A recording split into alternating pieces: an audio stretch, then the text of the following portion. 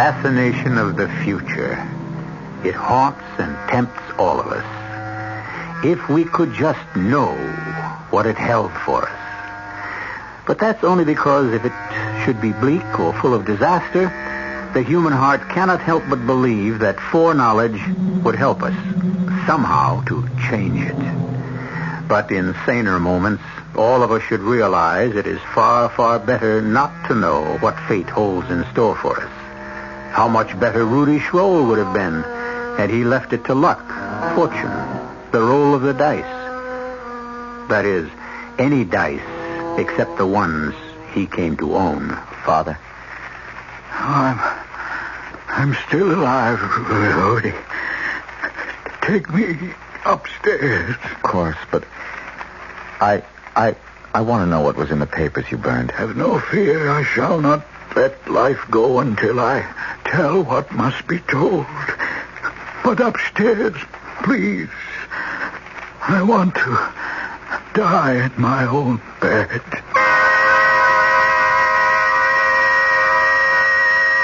I picked him up in my arms. So frail and wasted, he seemed lighter than a child. Carrying him up the stairs, my mind was racing backward through all our life together. Fondly, happily. Sadly, now that he was to die. But as strong as any feeling possessing me at the moment was curiosity. Curiosity aroused because coming home unexpectedly a few nights before, I had found my father hurriedly stuffing a sheaf of yellowed manuscripts into a safe I never knew existed. Behind the portrait of the reputed black sheep of the family, my great-great-great-grandfather Helga Schroll. As I laid my father on his great bed beneath the pleated tester, he answered my question. The manuscripts you saw me putting away the other night, the ones I burned this evening, were written by your ancestor Helgar. They were a history of this. Oh, Father, let me go for the doctor. No, son. I'm beyond any mortal help now. I was going to say the history of our predestination. And it has all turned out just as Helga wrote in those pages so long ago. And what can have been so terrible? We've been an exceptionally rich and lucky family. Long-lived. Even you, Father, outlived my mother and all my long, sad list of older sisters. I have no time to dwell on others.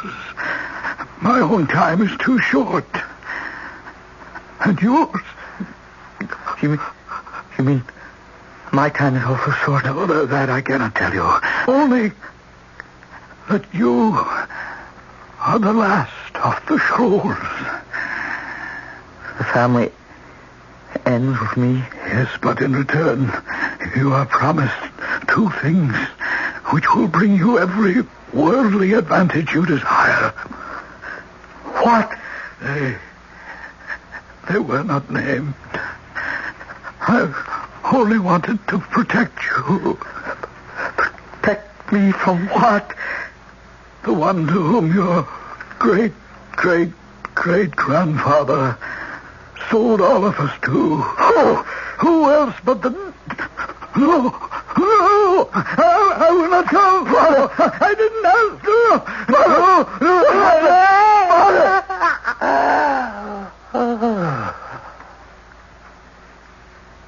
He's dead.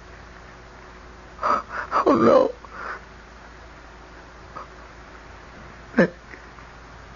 May God receive you into heaven as you deserve.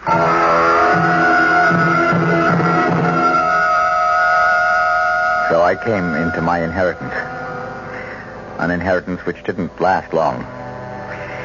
The last of the Schrolls, with the natural good spirits of youth, soon forgot all feelings of gloom and doom. I returned to the university in a life of wine, women, and, most important of all, the siren song that was the theme of my life.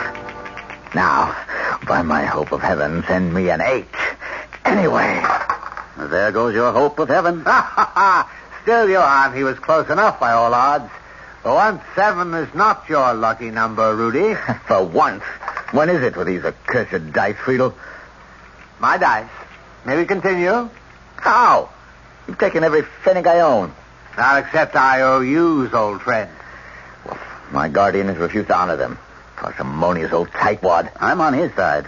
Since you were to marry my sister, I don't want you a pauper. Oh, Charlotte, you'd have no fear of that. The way you throw your money about, my friend, she shouldn't count on it.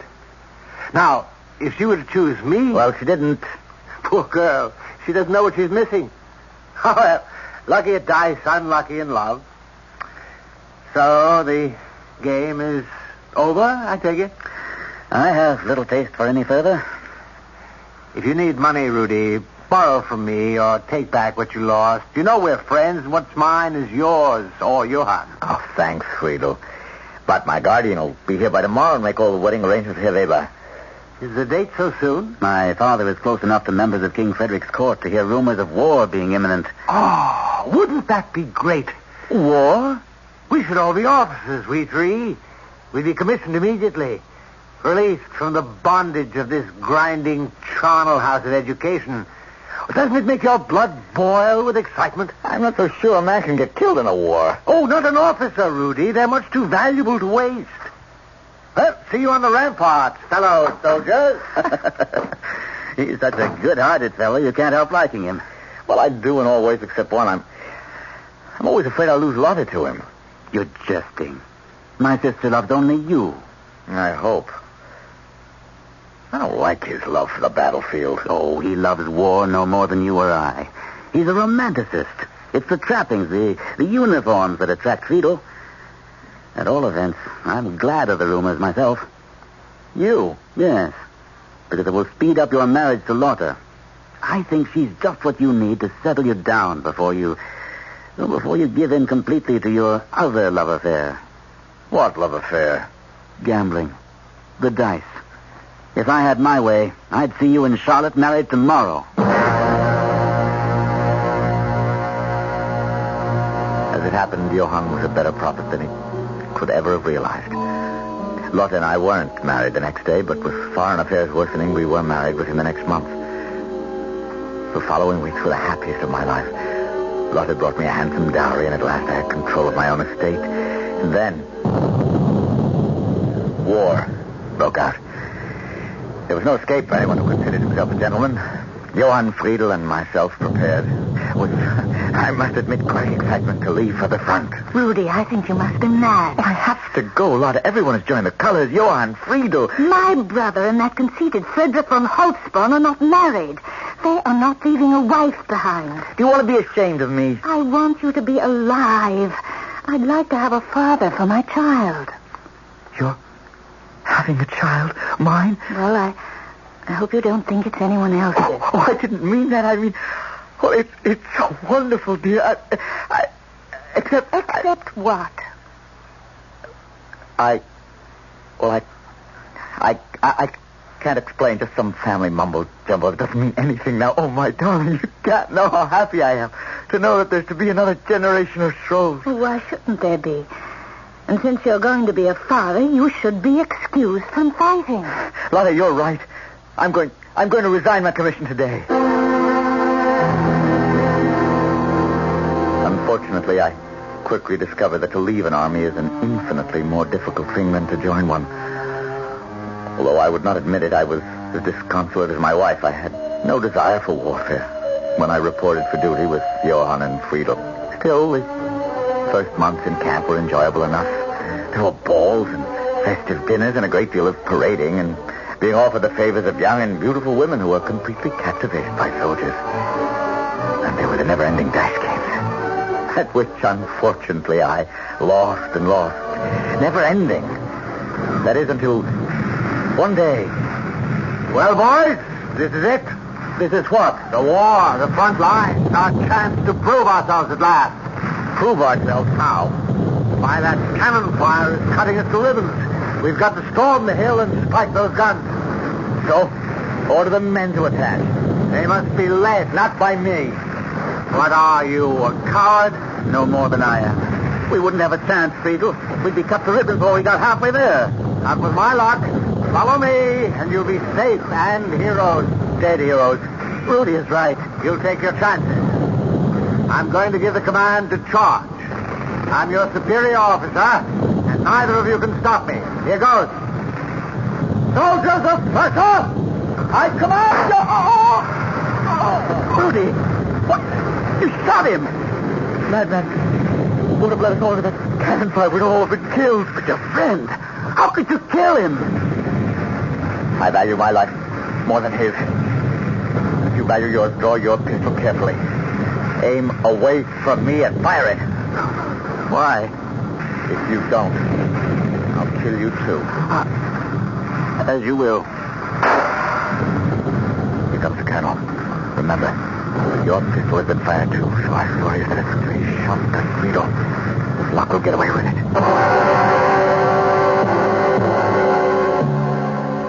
But our luck held only up to a point. Nobody had seen which of us fired the shot, but the bullet was lodged in the back of the head. Johann and I were separated and held for court-martial.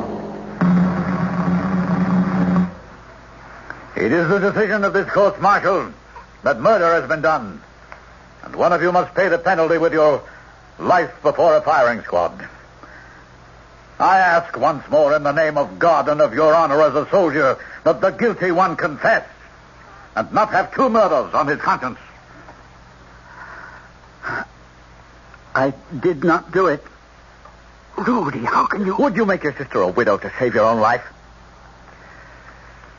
I did not fire the shot. Very well. This court-martial hereby pronounces the death sentence.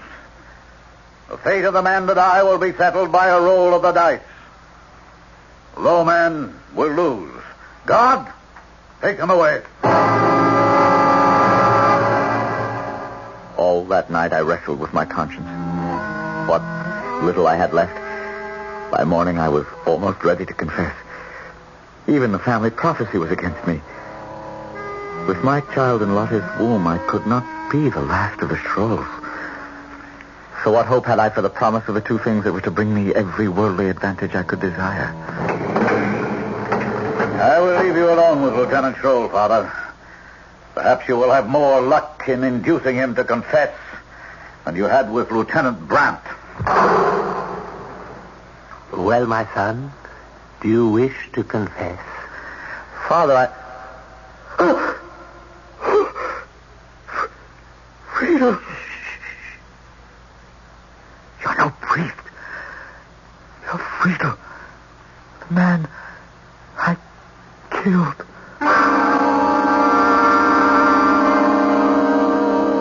True enough. As the friar pushed back his cowl, his face seemed to be that of the murdered man. Was this some trick of Rudy's tortured conscience? Had Friedel somehow not died? Was this a genuine priest? Or if he was not, who else could he be? And what control had he over Rudy's future? I'll return shortly with Act 2.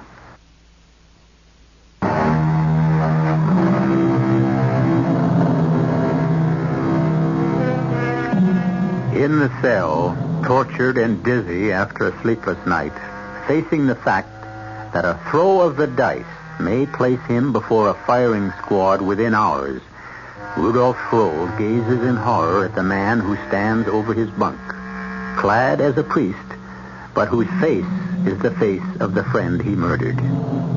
Or is it? For to his fevered gaze, the face seems to swirl and shift and take on many forms, till Rudy is sure of nothing. So, little brother Rudy, I suppose you never expected to see me again. Who are you? You don't remember me? Is it so easy to forget an old friend's face because you shot him in the back? If you mean Friedrich Halsborn, he was mad. If we'd followed him, we'd all have been killed. No doubt. You were quite right to shoot me. You? I don't know who you are. Your friend, Friedel. Friedel is dead. Oh, well, what's in the name? Do you wish to confess his murder? No. No. Then have no fear. I will not expose you. But, Friedel, if you are alive, Somehow The man you knew. But I am afraid. Within the next couple of hours, roll of the dice may condemn me to execution for his death. Why not? You're guilty.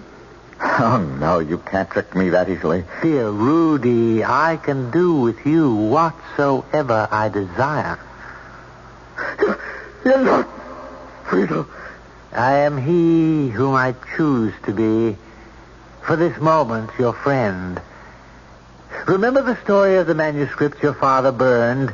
2 things will bring you every worldly advantage you desire. They will come to you in time. In time? When? How? Who are you? I wear the frock of a priest. Can you not trust them? You are no man of God. Then you must guess who I am. Still, trust in me.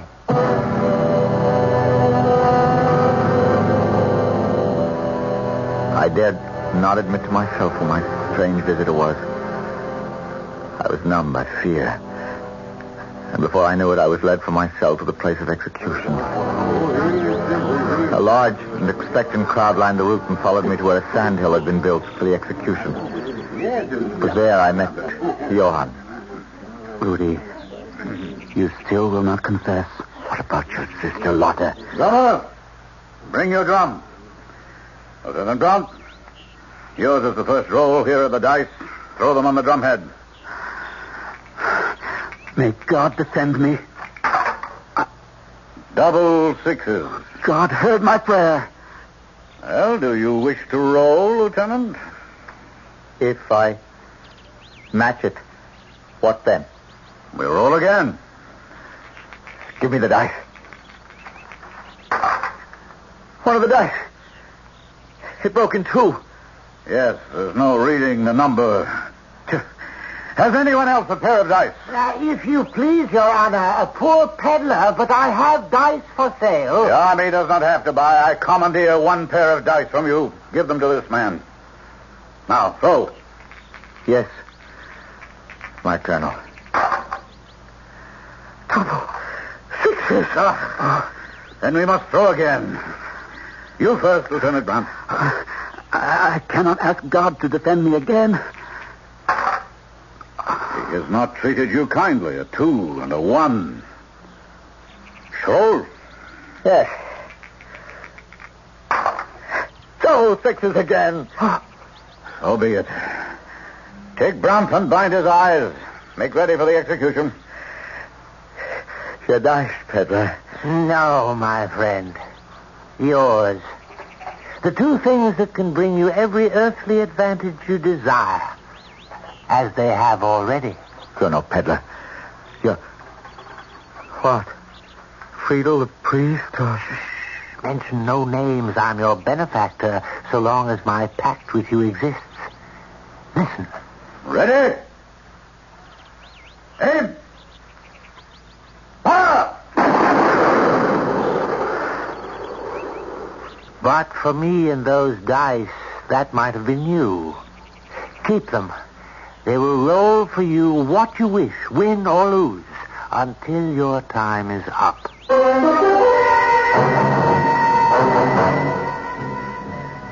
On the sandhill, my best friend and my wife's brother lay dead, riddled with bullets.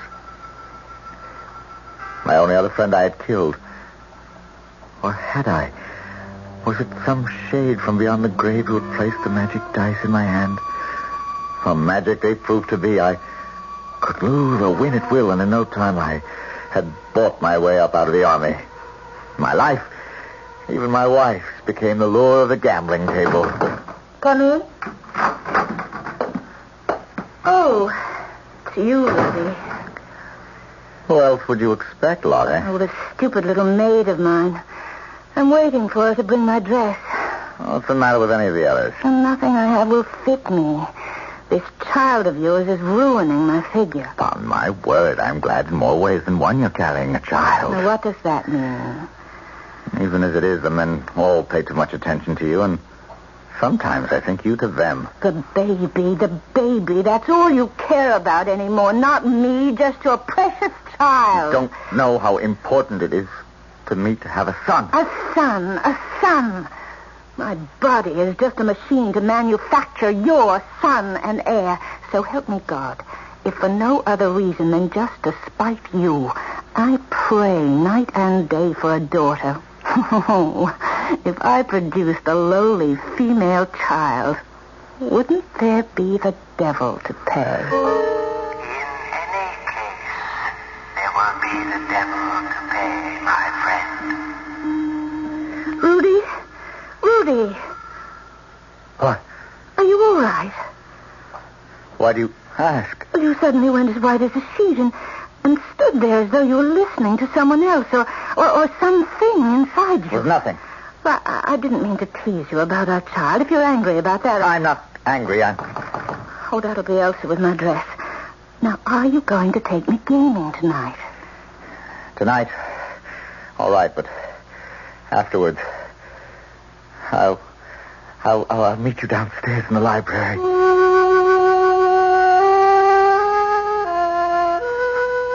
I had to be alone for a moment. Things had been happening so fast and so fortunately, I'd set my mind against thinking about consequences. But now, with 2 quick brandies to clear my head, I began for the first time to face a riddle I wondered if I knew how to solve. As the last of the long line of Shrolls, fame, money, and love are my share, except how the devil to keep them if my wife bears my son and my heir. Where did you come from? Who are you? Who else but your friendly fool, your jolly court jester, your majesty? Perhaps you'd recognize me better in this shape. Friedel, again? Would you rather look upon me as I really am? No. I must be going mad. You can't be Friedel. Of course I can't be Friedel any more than a peddler, a priest, or a jester. You know who I am. You also know a pact was made with me long ago, that you were to be the last of the Shrolls, and that I would give you 2 things that would bring you every worldly advantage you desire. I have kept my part of the bargain. The devil's dice you have. But you have not kept yours. Your wife is carrying a son. There's nothing I can do about that. There is no way I can destroy my own unborn child. But I can. You have only to ask. No. Very well. You have made your choice. One last word. If you ever need me, light a fire at the last stroke of midnight, throw in the dice, laugh loudly. The dice will split, and I shall come to you.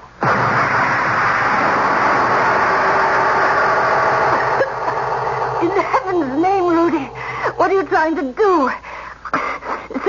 Set the house on fire? The smoke is as thick as a blanket. What need have we of a fire if we're going out? And such a fire. It smells as if the devil flew down the chimney. Not down, little wife, I wanted to say. But up. But I had no words left to say in a raging desire to bury my thoughts. Make my mind a blank. Shut out everything with the wonderful fever that broke me every night to the tables. Where I could win or lose at will. For I alone was king. Casserole's point is 10. Dice. A 5 and a 2. 7 is a loser. That is 40 to the first better, 20 to Mynheer number 2, 50 to the lady. What's wrong, Rudy? You lost again. That's right. But this is the 10th night running. Now, you must go back and win. With what? With your luck, your magic touch. You always end up winners. This time, apparently, I can't go back. Why not? Because I have no money. No, but my jewels. Already pawned. We're bankrupt, Lottie. But what are we going to do? Come along, we must get home. I have things to do.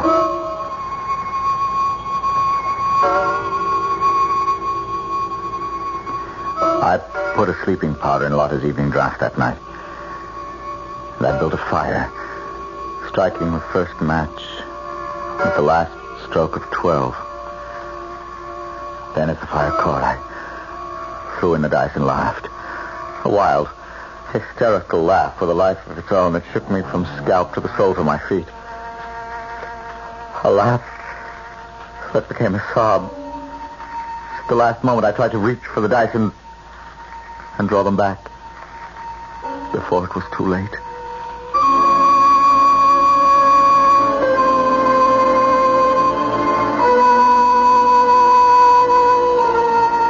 Gambling is a fever as overpowering and as vitiating as drugs or alcohol.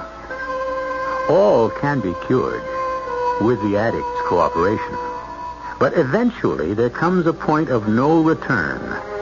The point Rudy has reached now. Will he pass it? Or is it still not too late? I'll return shortly with Act 3.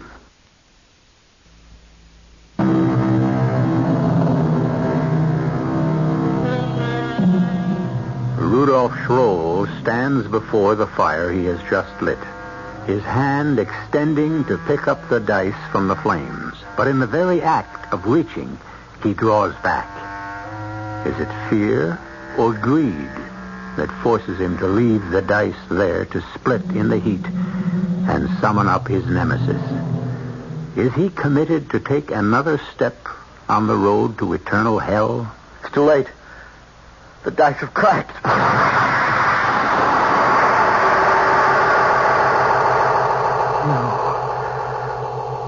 Yourself.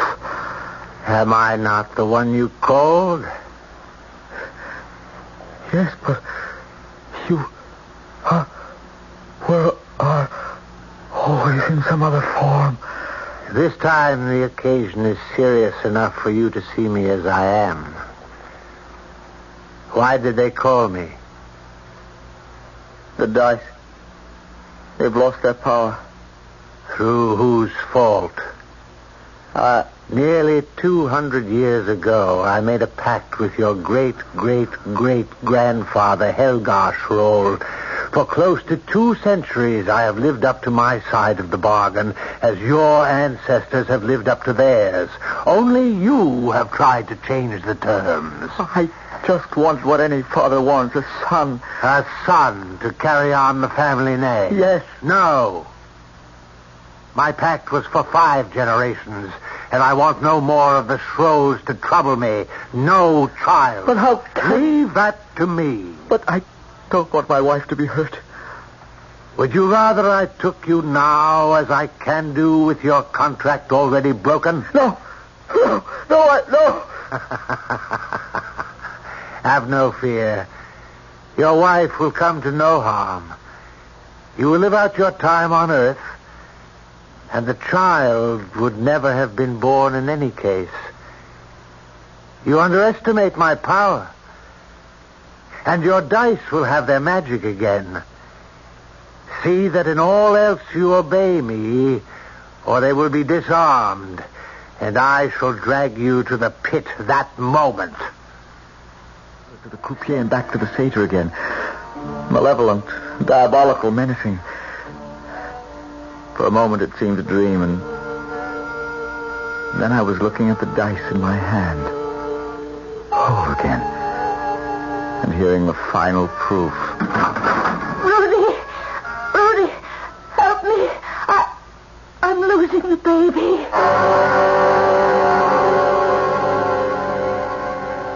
It took a little while to raise enough to get started again. But once I had a stake, I was merciless.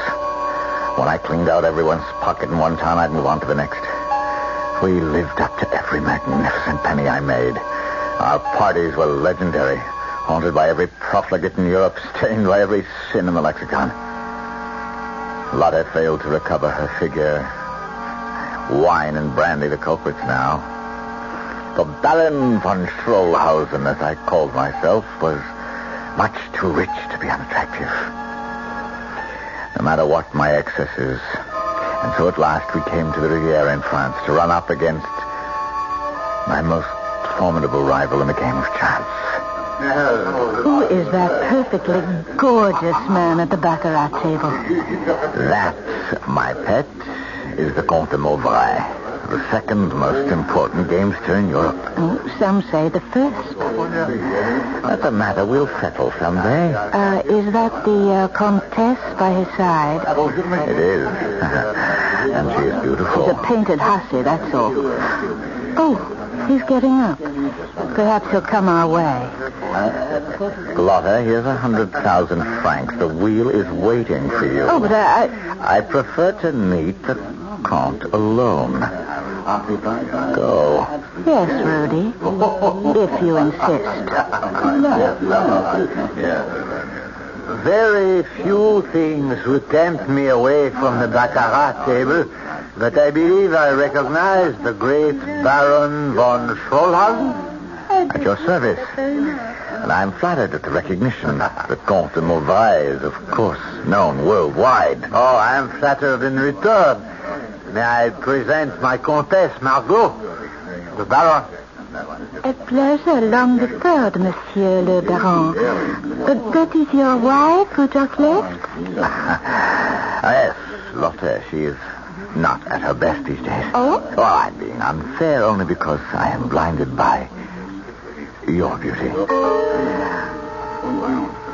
Fluttering little hands lay in mine like a bird's as I kissed the back of it. But from her palm to mine was passed a tiny ball of paper. Well, Baron, it was fated we should meet eventually. When do we cross swords? At what game? Chemin de fer is my favorite. Unfortunately, I do not play cards. Only the dice. Then, since I am challenger, choice of weapons. When do we begin? Since you select my game, the time should be named by you. Tonight, I'm committed to Chemin de Fer. Tomorrow, I must leave for business in Marseille. Shall we say 1 week from tonight? Accepted. In the meanwhile, bonne chance at our tables, but save your best for me, eh? Now, if you will excuse me, I must return to my game. And you, monsieur, must take me and introduce me to your baroness. May I suggest a glass of champagne? Oh, what a delightful idea. Especially since they are serving on the other side of the casino. Especially. It will give you a chance to glance at the billet doux past you, unobserved by either of our spouses. I must admit it has been burning a hole in my hand. So I shall read it as we stroll. Unobserved. Except by you. That is nothing to be afraid of, since I wrote it. You. The pavilion. My own Petit Trianon, a private little retreat of mine at the other end of our chateau garden. And your husband will be away all next week. May I expect you? Most beautiful woman in France. Why, me? Regardez vous-même, Baron. I'm no beauty, Madame la Comtesse. You are something far better and more exciting. A man among men, a gambler who wins and wins. A man like you gets in my very blood. But your husband My husband and I are one thing. You and I, another. Besides, he will be away. I shall expect you tomorrow at, say, 4.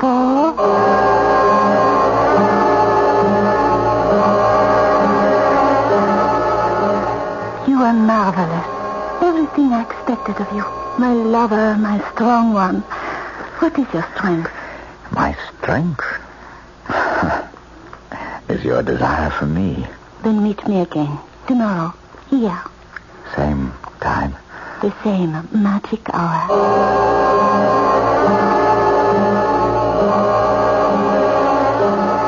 What makes a man a gambler, Rudy? I don't know what makes a man a doctor. Study, dedication, desire. Well, for a gambler, the first two, but the third, that's a fever, Margot. Must we waste our short hours together talking? Not when you mention fever. That's what you've become for me. But you've already won me. Not enough, not yet. Not for me, with you.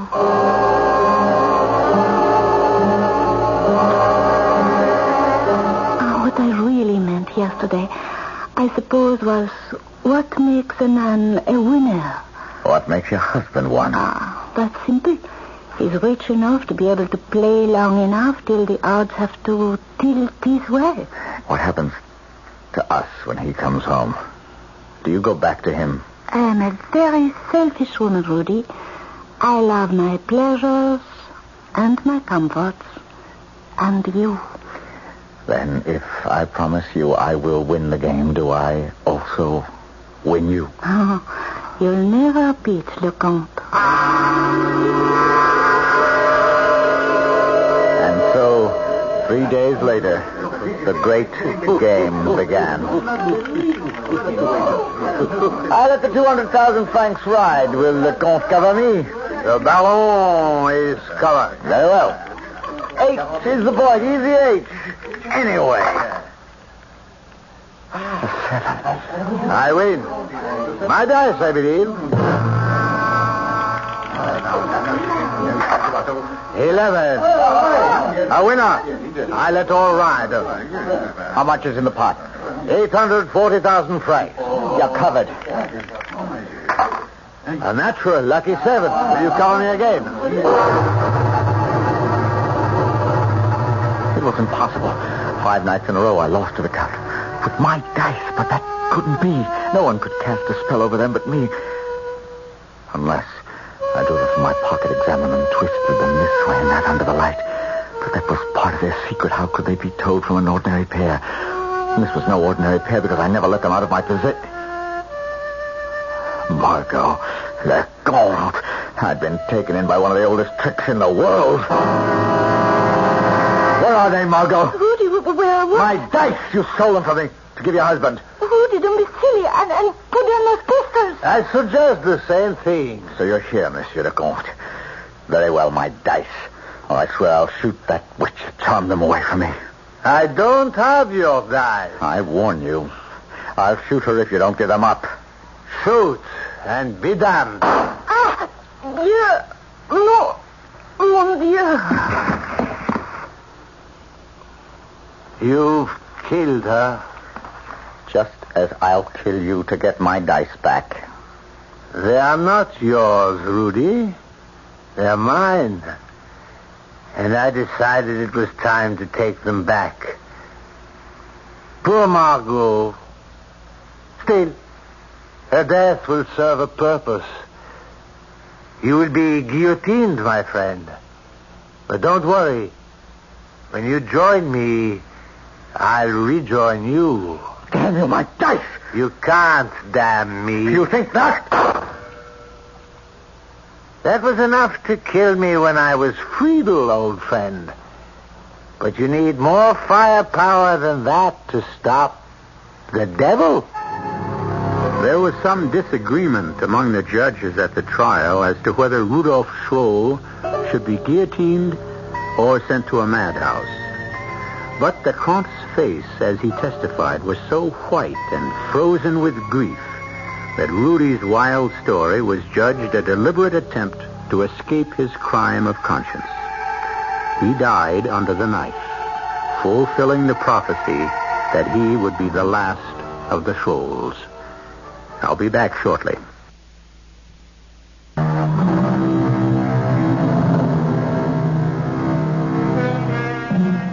As for the dice themselves, no one knows what happened to them. There have been stories since of winning pairs that make fortunes for their owners. It's doubtful, with so many professional mechanics in the field these days, the devil would bother with dice. He has so many more fruitful opportunities as the world turns today.